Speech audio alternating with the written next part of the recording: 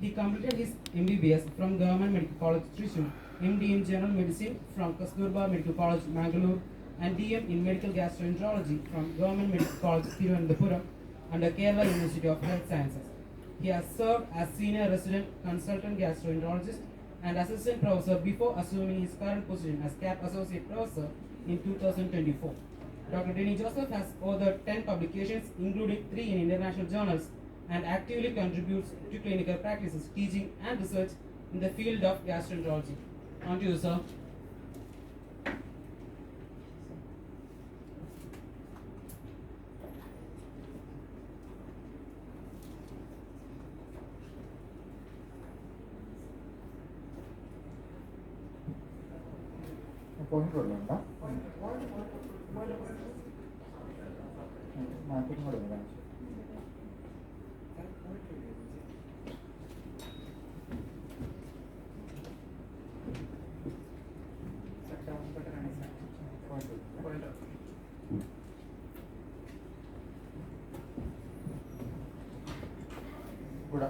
Good afternoon.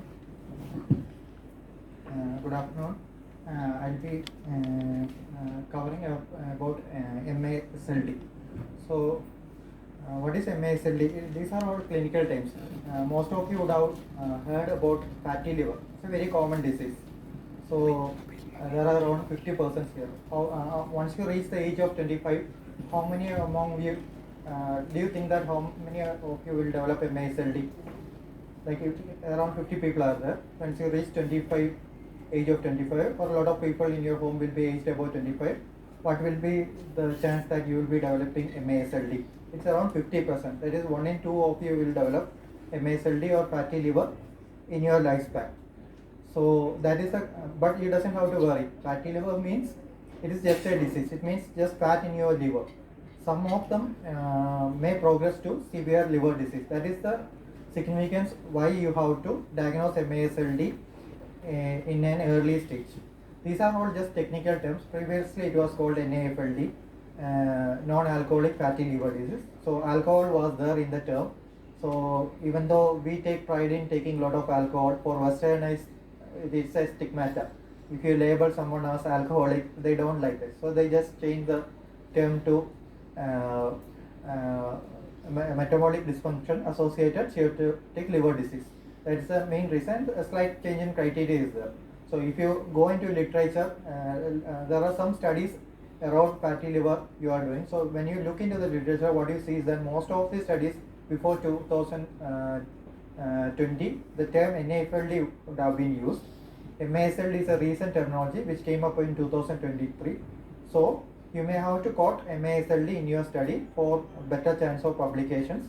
Otherwise, they would state that the term which you used is obsolete, so you may get it. So we go into the topic proper. So I will be covering the topic under following headings: disease burden, various terminologies, MASLD diagnosis, risk factors, life modification, and imaging.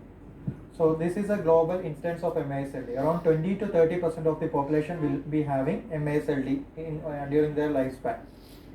India, it is around 40%.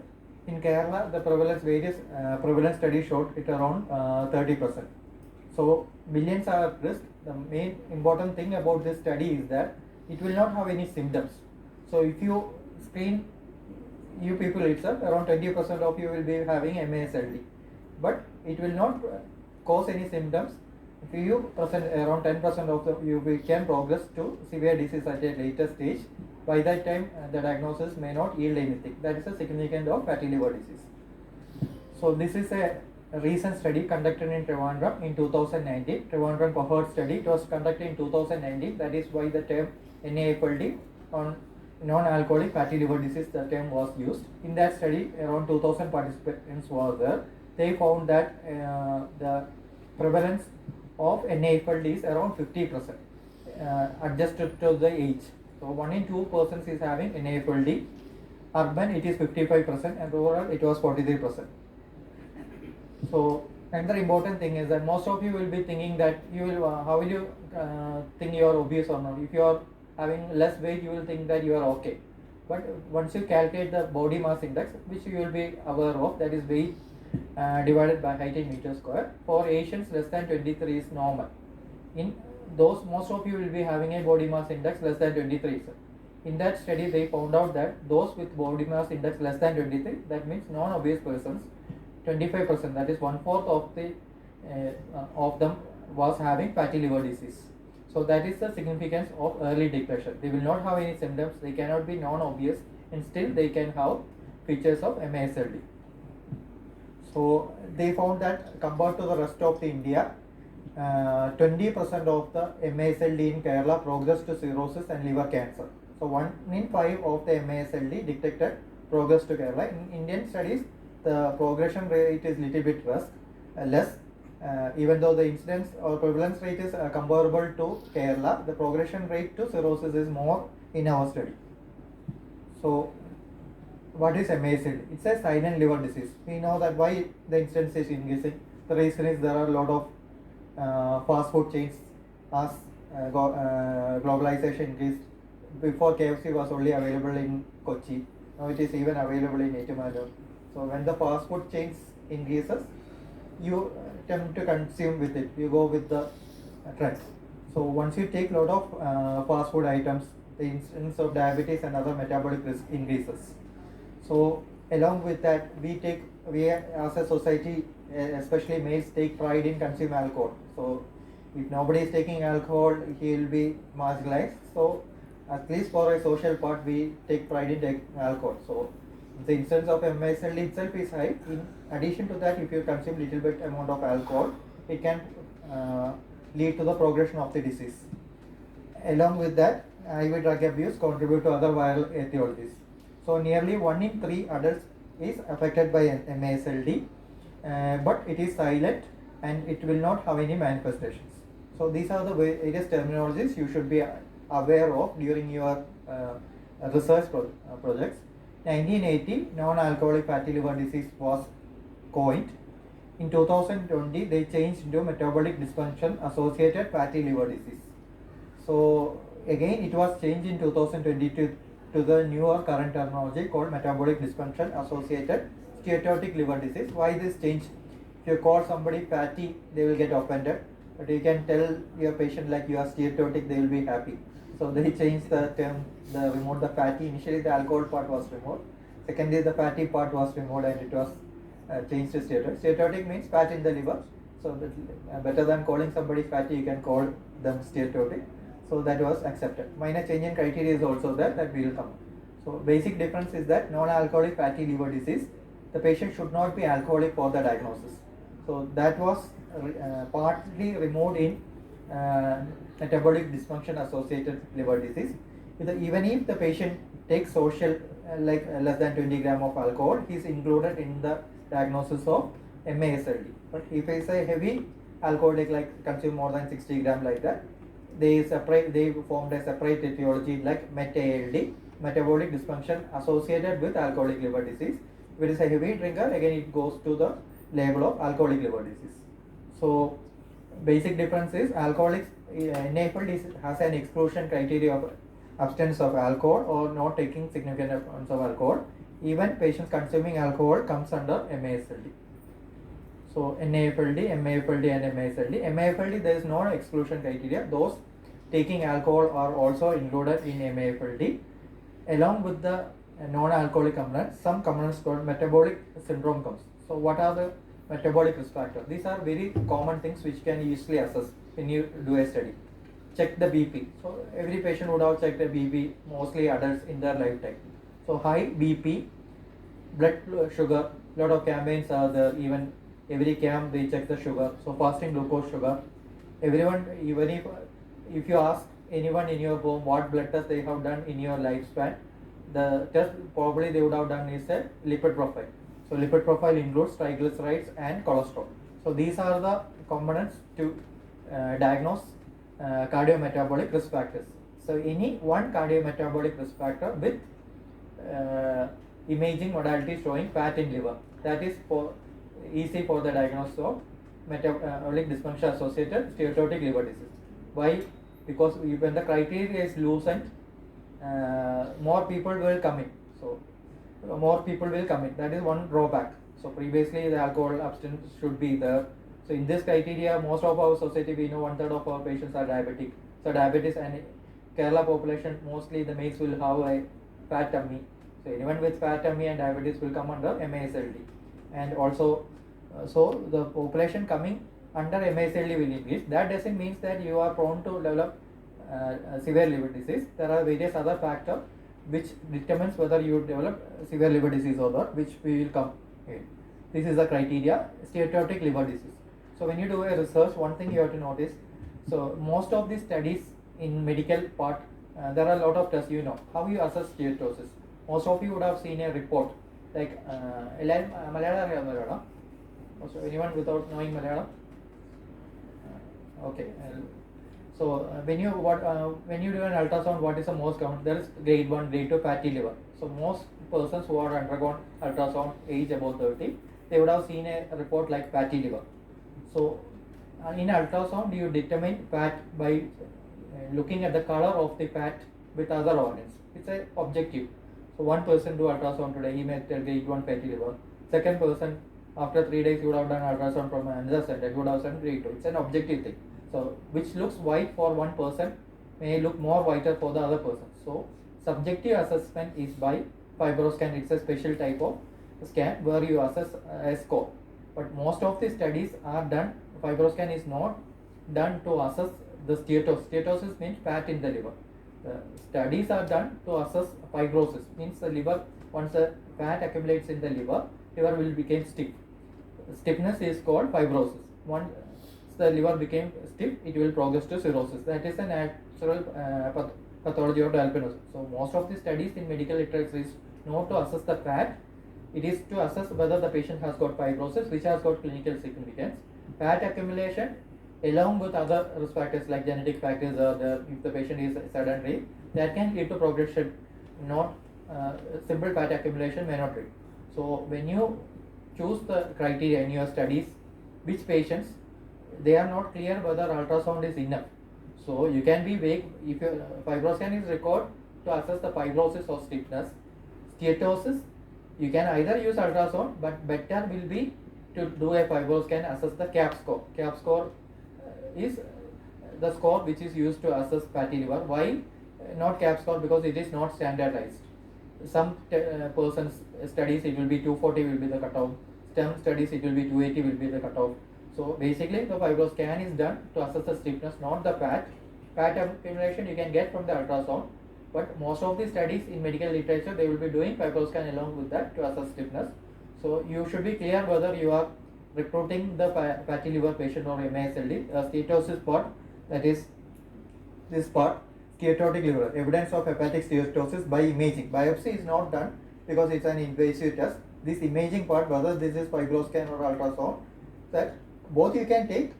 Fibroscan may be better because you can assess other parameters along with that, but fibroscan is not freely available. It has a cost of 2,000 to 3,000. Ultrasound is definitely done as a screening test, so you should be clear whether you are including the patients based upon this or the other. These are the other 5 metabolic criteria. If the patient has got liver fat along with any one of them, they come under MASLD. If the patient does not is consuming significant amount of alcohol, then they come under MetALD.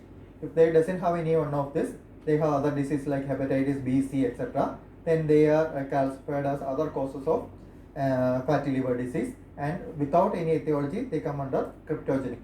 So this is again what it was described earlier. Like a common is metabolic MASLD, which we are discussing here. When there is inflammation, we call as MASH. So MASH means metabolic dysfunction associated steatohepatitis. So one thing you should not commit is in your study, don't tell about MASH. MASH is a biopsy diagnosis. So you cannot tell with ultrasound everything the patient is having MASH. So if you tell in your study like you are assessing MASH, you should do biopsy. So you should be using the term MASLD in your study rather than MASH. If you tell my patient's MASH I have estimated, that is usually estimated by liver biopsy. There are other things like LFT variations can be indirect marker, but gold standard is always biopsy. So when you in your study, you should be concentrating more on MASLD. So main risk factors, these are all known to everyone. Western diet, obesity, diabetes, genetic factors, progress in the right side of the screen, it progress to cirrhosis. So healthy diet, physical activity, weight loss, body fat reduction, normal level.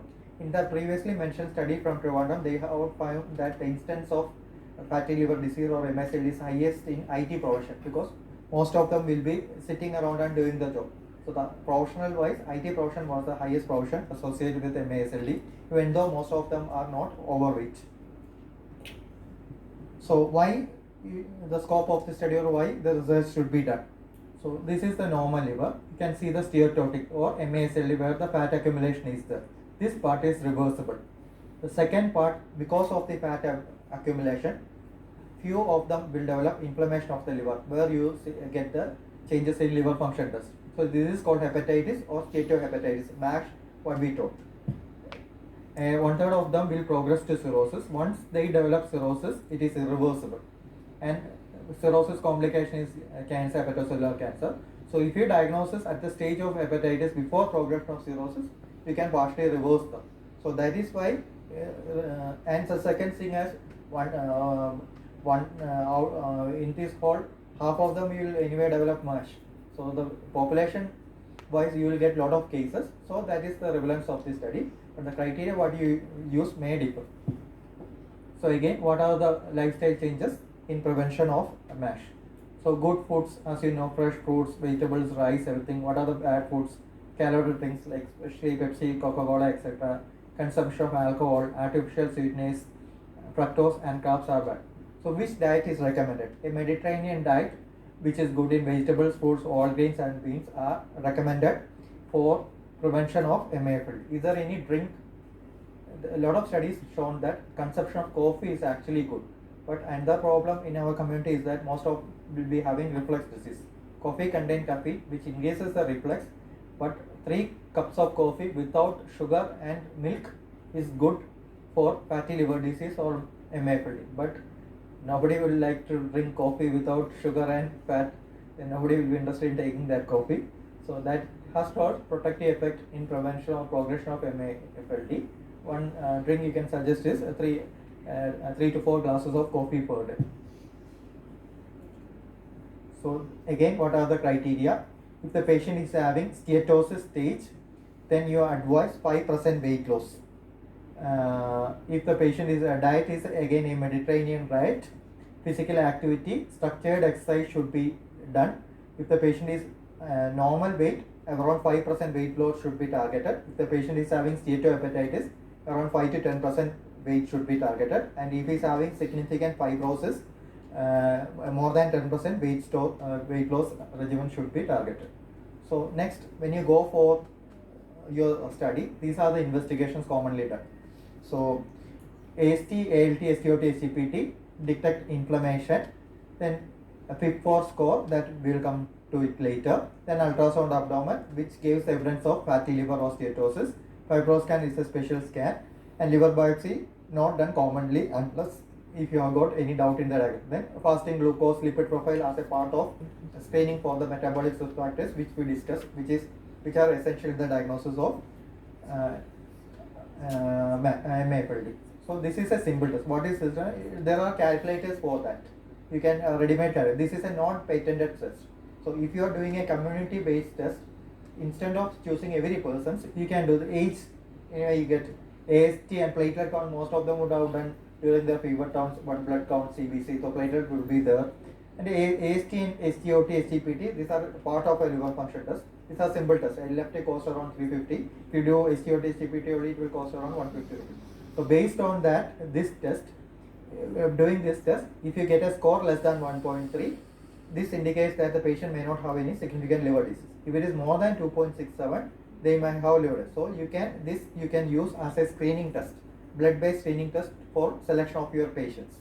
But this is not an imaging test. So initially we discussed the MAFLD criteria includes deposition of the fat in the liver should be documented. For that, either you have to do ultrasound or fibroscan. But these patients who are having abnormal value in this test, you can choose as your principal or participants. You first do this test, screen the patients. Those with higher value, you can go for other ultrasound modalities rather than doing in the community. So these are all medical terms, but you may come across that. You just have to know. FibroScan is just a machine like this. You keep over your right hypochondria. You give some impulse. That velocity which to conduct is recorded. So you get a graph. So newer thing is that transient elastogram. It is basically an ultrasound probe. The FibroScan is not an ultrasound probe. It is you just locate at the right hypochondria. You are palpating or percussing the liver and doing it. You are not seeing the liver. The other one, these are the this is the FibroScan. You keep not over the liver or your body. You know the anatomical location of the liver. You give an impulse, and the machine will give value. The graphs will look like this. This what is this? Have you seen anyone? What is this? This is an ultrasound. That's just an ultrasound. So transient elastography. Shear wave elastography is an ultrasound machine which has got a special ability. A newer ultrasound machine comes with this ability. Whatever ultrasound machines which are available, they can do the shear wave elastography or 2D elastography. So you, at the real time you are looking at the liver, then you are selecting one area, and in that area you are measuring the stiffness. So that is a difference. The other one you are doing blindly, but you know liver is a large organ, so you will not miss the liver, but sometimes the part which you are selecting may have some blood vessel, so it can give false report like that. But here you are doing a real-time ultrasound, selecting an area of liver and doing it. So transient elastography, what's the advantage of FibroScan? It's a small portable machine, so you can take anywhere. You can take it to camps and do it. This is an ultrasound machine, so you cannot really transport it. So various studies are there. This comes around 70 lakhs cost for this. This comes around, since it's a full pound ultrasound machine, cost comes around 1.3 lakhs.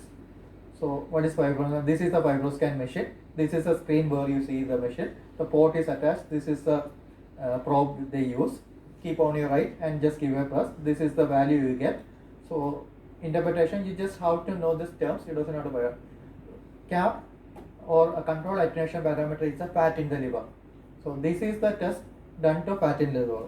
So either you can use cap value as your standard for diagnosing, but it is not strongly recommended because cap value there is no standardization. Here I have given like less than 238 normal, grade 3 fatty liver is above 290. So if you go to another article, they will be listing 275 as grade 1, 320 as grade 3. So there is no standardization, but whatever you are following, you can take a standard reference and take it. This is one example I have given. You doesn't have to follow this. Whatever study you are following recently, if you are following the cap, follow that. If you look at 5 studies may be giving different value. Basically, all these studies are not done to assess the fatty liver, is to look for fibrosis which has got standardization, which will got. So this is one value, cap value. You can take above 290 as we can value, less than 238. So if you are doing a cap less than 238, you can probably exclude them. So this is no fatty liver, grade 1 fatty liver in your ultrasound, grade 2 fatty liver in ultrasound, grade 3 fatty liver. This may not alright correlate. So if you are doing cap value, take a standard value, otherwise go for an ultrasound for your initial steatotic part of liver disease. All the studies in gastro is mainly done to check this. What is this? This is stiffness, what we told. Because of the hepatitis, liver will become stiff. All the patients who are having MASLD will not develop cirrhosis. So those with a high value will develop fatty liver. So invariably, if you look at medical journals, they would have done FibroScan or transient elastography, but the purpose of that is not to look at the fat in the liver, that is to assess the fibrosis. That is why they have not mentioned which imaging which they have used to assess the status, whether this is a plain ultrasound or a cap value. That is up to you. So anyway, if you have got this value, it is less than 7 is normal, more than 14 there is significant liver disease. In between value overlaps. So what is this F1, F2, F3? F4 is your liver is totally damaged. F0 is your liver is normal. So value less than 7 normal, above 14 probably he has already developed cirrhosis. So most of the treatment targets this population. There are drugs. So why we have seen an early start in the steatohepatosis or F2, F3, if a good drug is there, you can reverse it, change to F0. Once the patients develop F4 or cirrhosis, then the chance of reversibility is less. So this is another KPI value in the report you should be aware of, which is done to assess. This is the, you can see here one value is written KPA. So this is the stiffness which they do. So this is the value which as a clinicians we are interested rather than the cap value. So this indicates whether the patient is having any severe disease or not. So shear wave elastography. So this is a chart, measures liver stiffness, detect fibrosis early.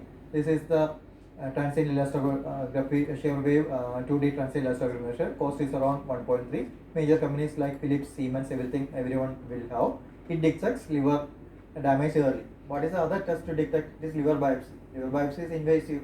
So would you undergo an endoscopy or ultrasound for your abdominal pain? Most of you will be willing to undergo an ultrasound because it is not a painful test.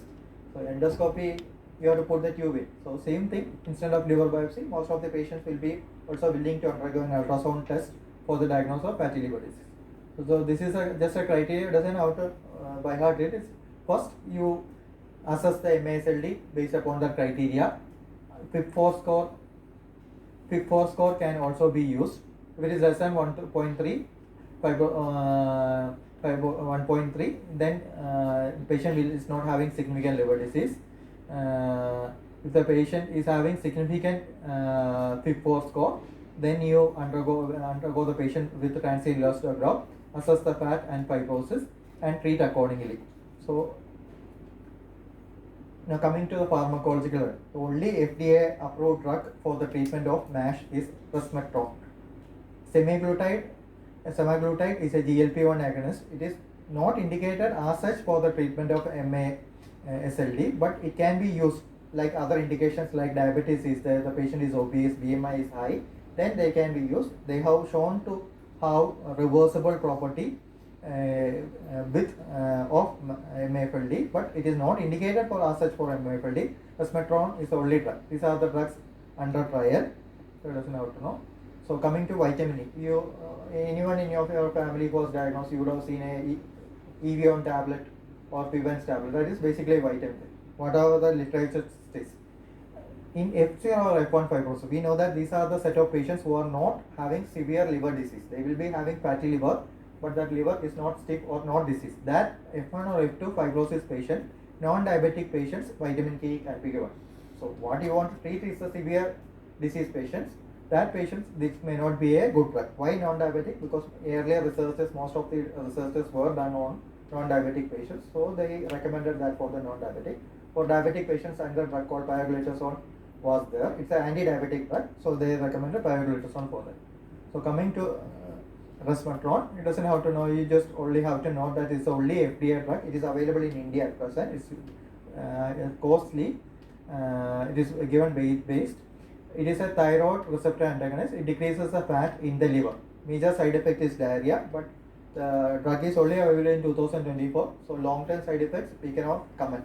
In between, another drug called obeticholic acid came. The theory was very good.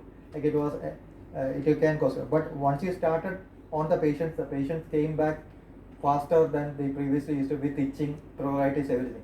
So long-term side effects, because it was projected as a wonder drug in reversing obeticholic acid. Now nobody is prescribing because the patient will tell that the disease worsens after starting the medications. So this as far as now, diarrhea is the major side effects, but long-term efficacy is not there. So when you do research, what are the areas you can do? There is not a non-invasive biomarker for MAFLD that you can target. Normal therapy. Last day when you presented at medical college, somebody telling like resmetirom, you are looking for alternate pathway for diagnosis. That is one interesting thing which can work. Cut liver axis, which I will just shortly project. Cardiometabolic artificial intelligence. Why I told half of you will be developing fatty liver disease. So if you have got good apps in your phone which track your daily activity, whether working, so they can give a risk factor whether you are at a risk for. So in that way, artificial intelligence can be used. So gut microbacteria is one of the research projects. So the thing is that what you are assessing the stool for microbacteria and see these are the microbacteria which can be when increased cause MAFLD. Few of them you can see that when they are decreased they causes MAFLD. So problem with this gut microbiome, what you are assessing, how you are assessing the gut microbiome, you are taking the stool sample and analyzing. But there are bacteria, what are the bacteria coming in the stool which are not attached to the epithelium? So some of the bacteria may be attached to the epithelium, they may not be coming out through the stool. So when you assess, you cannot assess everything in the gut. So that, those are not coming out through the stool may not be assessed. So that may be a drawback of the study. To get them, you may have to go inside. That is not practically possible to do a colonoscopy just to take a sample is not one. So indirectly, most of them you assume that whatever the bacteria is in the stool is in the gut. That is true. But whatever there is in the gut epithelium may not always come through the stool. So that always should be taken as a negative for us. So you can do a community-based study here, assess whether it is different from here. Most of these studies from the Western. So our population's gut microbiome may be assessed.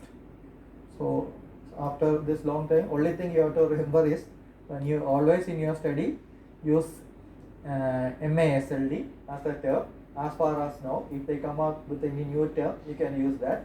Then that will increase your chance of publications. So MASLD is basically fat in liver with any metabolic criteria. That is high BP, sugar, high cholesterol, body mass index, high triglyceride, any one of them, pre-diabetic or diabetic. So one metabolic criteria with evidence of fat in liver, which is either by this one.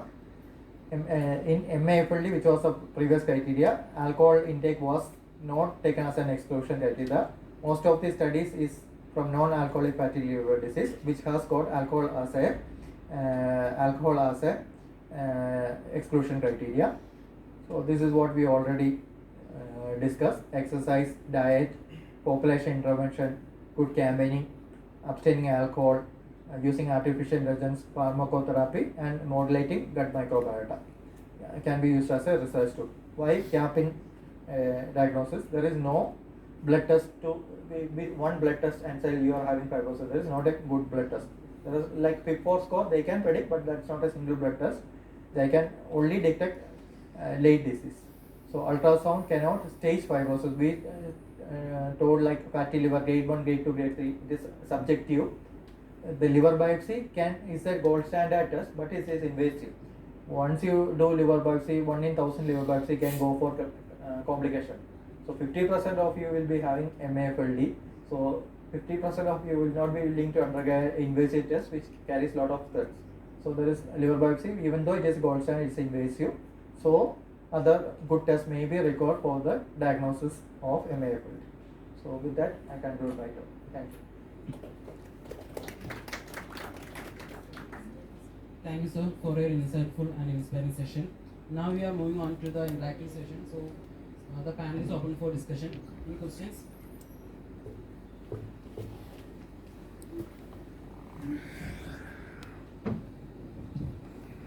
Thank you, sir, for the wonderful presentation. So my question is whether what we can rely on ultrasound or fibroscan for initial screening for the sampling of research. That's why I told previously for there's a criteria is more than 5%. Steatosis means more than 5% fat in the liver. So a cap value above 240 means it is around 10%. But cap value is not standardized.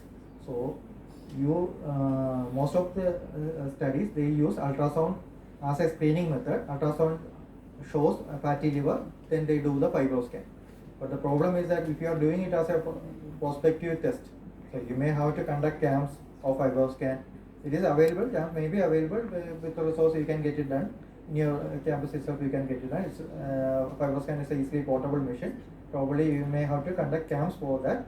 So you take both. Finally, depending on feasibility, if you use fibroscan, there is more chance of publications. If you used ultrasound as your probability, probably if somebody may in a medical journal, the chance of getting publications may decrease, but the other journal it is equally fine. In a community-based studies, ultrasound is recommended, but if you are doing a limited set of patients, probably you will go with fibroscan. So one more question: what is the difference in disease progression between non-diabetic and diabetic patients? See, when you look at one of the thing is that diabetes and obesity in the study mentioned in Trivandrum, diabetic and obesity were the two independent risk factors which was associated with higher instance of progression to severe fibrosis or cirrhosis. That is why, even though the MAFLD instance in Kerala was as high as that in India, the progression to cirrhosis was higher in patients in Kerala, because we know that we are one of the state with the prevalence of diabetes is high. So diabetes leads on to more chance of severe liver disease. In what way we can set an inclusion and exclusion criteria for studying this, the patient with diabetes, MASLD and diabetes and MASLD alone, is it okay? You can MASLD without diabetes you can include, but if you include diabetes without MASLD, your sample size will be low. So it is better to exclude, because any person with fat in their liver with even pre-diabetic comes under MASLD. So in your criteria, one of the group was those with diabetes without MASLD. Most of the diabetics will be aged. So if you do an ultrasound, they will show some evidence of fatty liver. So that sample size may be disproportionately low. So even if you are conducting, you may have to exclude at a later point. Because understood now what I told. One of your sample size in your study was those with diabetes without MASLD. So diabetes itself is a criteria for metabolic criteria for MASLD. So that sample you may not get sufficient. You may get very few number compared to the other. So that when you do 4 samples, 1 sample may be disproportionately low. So you think whether that you have to go along with that, or you can exclude it. You go along with that, but in the later part probably you may have to exclude it if your sample is less. So FIB4 score and MAFLD fibrosis score, that's different. What is different? NAFLD is also another score used for. FIB4 is common. You can use FIB4 because that is a non-patented score. NAFLD, I think it's a patented score, so you may have to. FIB4 score is commonly used because it's a non-patented score, so you can quote in your study. That is another study for screening. There are others like artery score. A lot of scores are there. Blood-based score, where you one cutoff where significant disease is there, one cutoff there is no significant disease there. These are various parameters used. FIB4 is commonly used because it is a non-patented score. So probably you can use that because that is come with the latest guidelines, and that is using simple practices. Thank you, sir. Is there any question?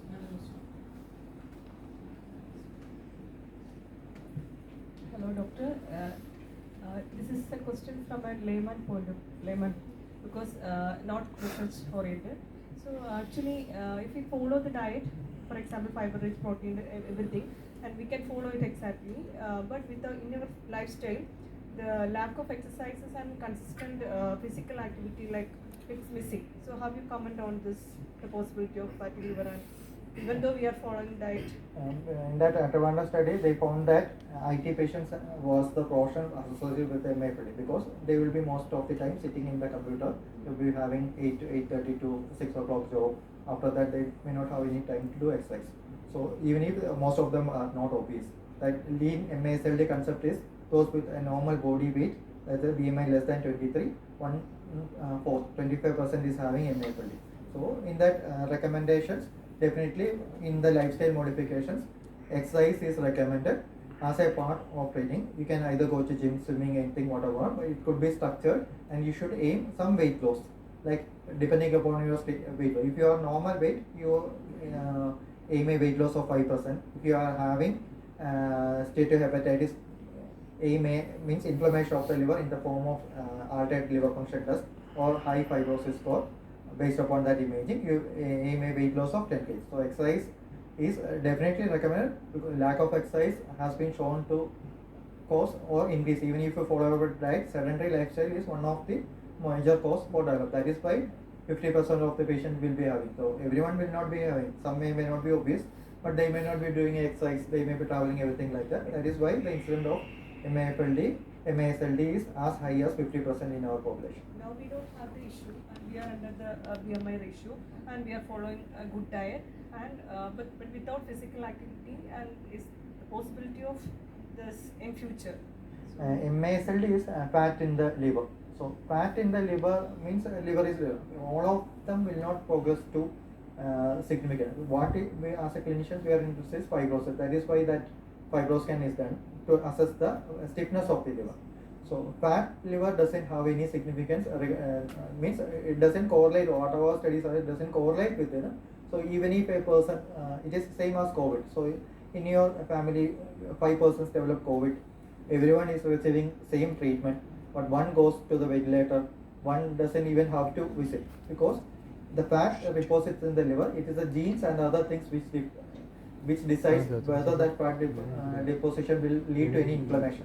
So if he is having some bad genes, it will lead to inflammation in the liver, he will have steatohepatitis and it will progress to liver disease. You can see that some person who consumes little bit of alcohol immediately developing chronic liver disease.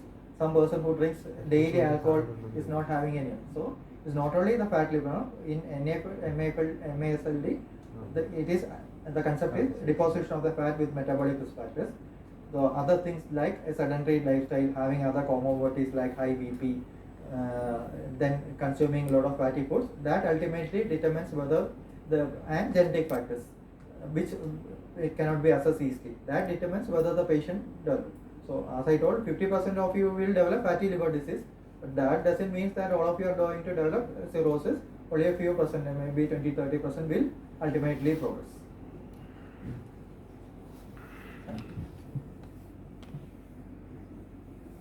Good afternoon, sir, and thank you for such a wonderful, clear presentation.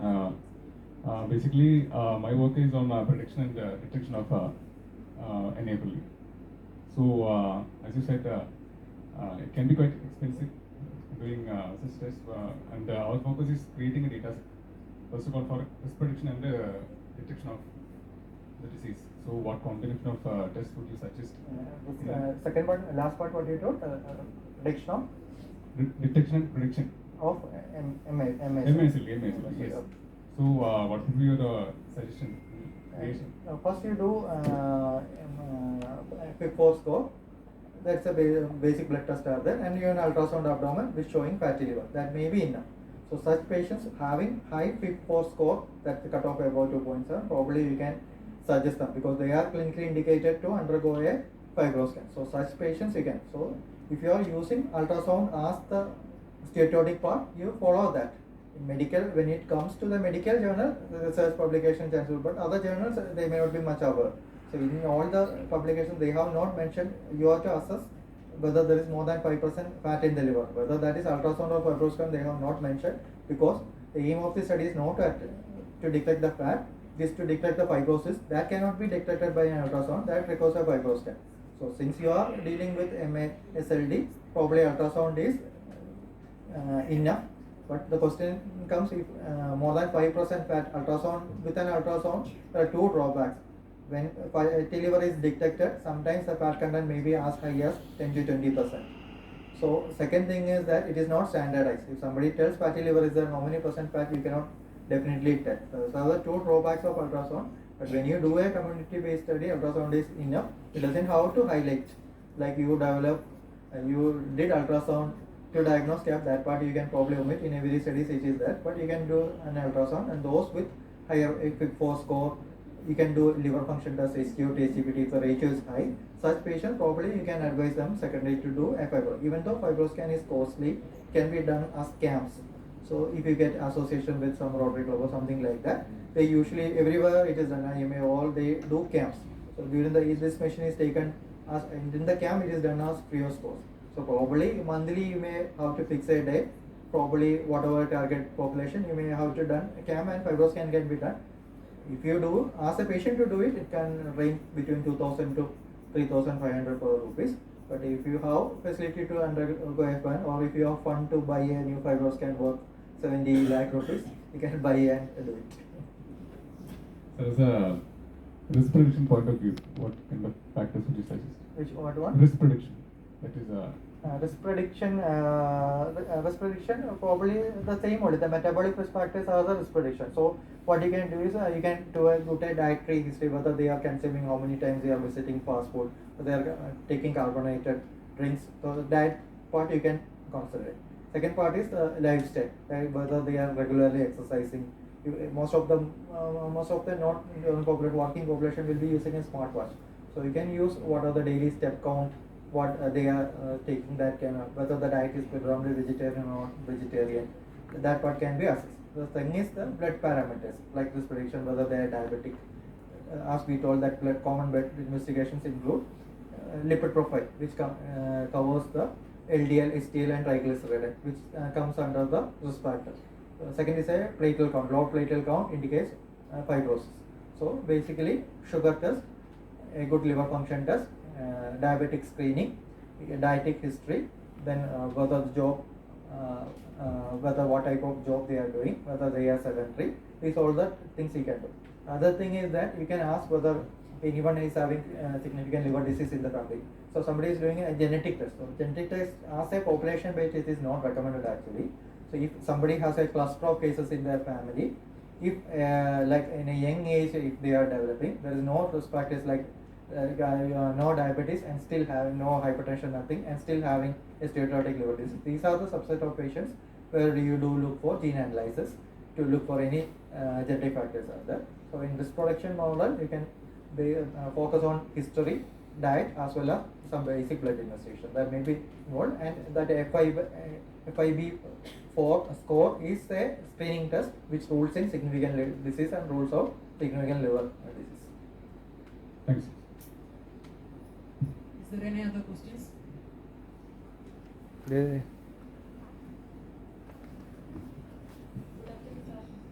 Whether there is a much significant variation in AST or ALT on blood during the early stage of fatty liver? Fatty liver, we told in that first slide, fatty liver is asymptomatic. So once you practice, usually liver cancer develop in cirrhotic patients. History is like fatty liver. Few of them will go to steatohepatitis, that is inflammatory part. Then the liver will shrink like fibrosis. Next is cirrhosis, HCC. This is a natural transmission. So when in a practice we see that around 10% of the patients straight away present. So liver cancer usually don't develop. Non-cirrhotic liver cancer is very rare. So if you have liver cancer, 95% of the liver cancer in adults is in a cirrhotic liver. So 10% of the patients presents to us with liver cancer. So they may not be knowing that they have having fatty liver disease. They may not be knowing that they have cirrhosis, and they present directly with the liver cancer. So they may be totally asymptomatic. So thing you have to know is that liver function test, variation fatty liver disease, when there is inflammation, steatohepatitis is there, they can have STPT elevation may be there, but that may not be very high. Like there are various lab cutoff. In our practice, we use ST, OT or STPT 40 as normal, but various societies has bring down that to even 29 like that. So various American social like, so you standard you take 40 as cutoff, 2 times elevation you take it as significance. So a patient with fatty liver disease or steatohepatitis may be having 60, his normal may be 30, so it is 2 times elevation, it may be significant. So only abnormality you see, major abnormality we see in the blood test when you develop cirrhosis. Early stage of cirrhosis itself is a low platelet count. Platelet count will be low. So if somebody is having fever and platelet is low, what is the first disease you attribute to in a rainy season? Dengue fever. Everyone will be treating it as dengue fever. So dengue fever, what happens? After some time the platelet count decreases. So the patient will tell some that he had a small fever, platelet was around 1.2 lakhs. So a physician, he told it is dengue. He gave some paracetamol, he went. 3 years back again developed fever, that time also 1.2. Then he went for some blood count without any symptoms, that time also. So platelet count is one thing which can have low value, that too when the patient develops steatosis.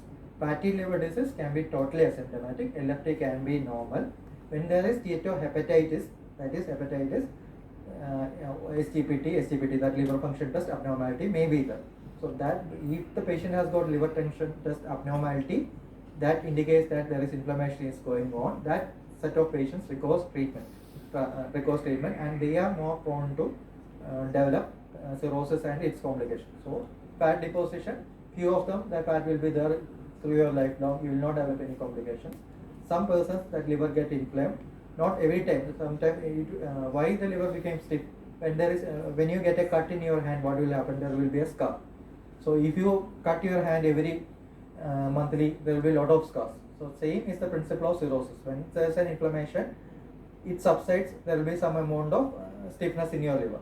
So next episode of inflammation may be coming after 1 month or maybe after 2-3 months. Repeated episodes of inflammation will cause loss of this natural normal liver tissue and will be replaced by phytocepta, and the persons develop cirrhosis.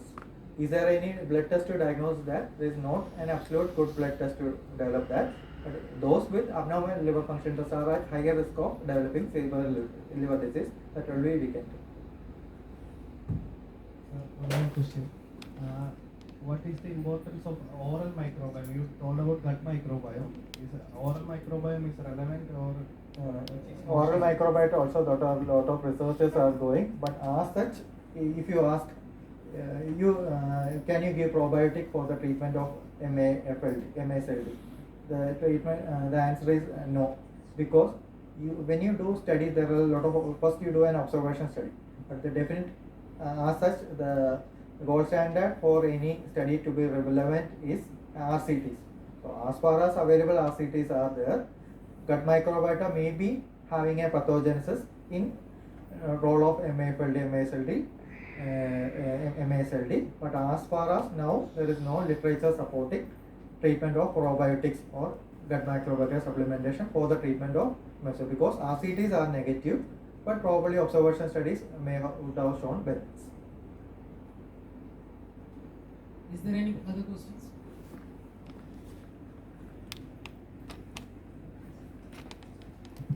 Very nice talk. Can you hear me? Yeah. So I was interested in the treatment aspect of it. So you mentioned about the two drugs, right? The thyroid receptor beta, thyroid hormone receptor beta agonist, and the glucagon-like peptide 1 agonist. So both are agonists. So do you know how do they work here in this SLD? Do they remove lipid from the liver? Thyroid receptor hormone receptor, that one resmetirom has been shown to remove fat from the liver. Okay. The other one is as such not recommended for the treatment of liver, but it is recommended for the treatment of obesity. So when you treat obesity, visceral fat will go, all the visceral fat will go. Along with that, weight loss will be there. So they will be having beneficial weight. The thing is that for a drug to act, gold standard is histological. So whatever treatment still there, whenever they do biopsy, histological remission is, the evidence is less. So that is why, and nowadays every person cannot control. So whatever the treatment, the patient may be having clinical benefits, but histological remission is not very much documented. So this THR beta agonist, so how is it known how it removes the fat? What is the mechanism? It is there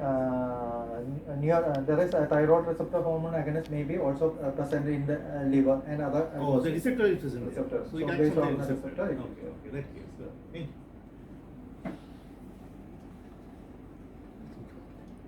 Is there any questions? Sir, no means now we are concluding our session here. Thank you, sir, for your insightful talk in your time. So, with that, we are concluding our first day of a 2-day seminar. So, thank you everyone for being here. And our second day will start by 10:15. So, please be assembled here by that time.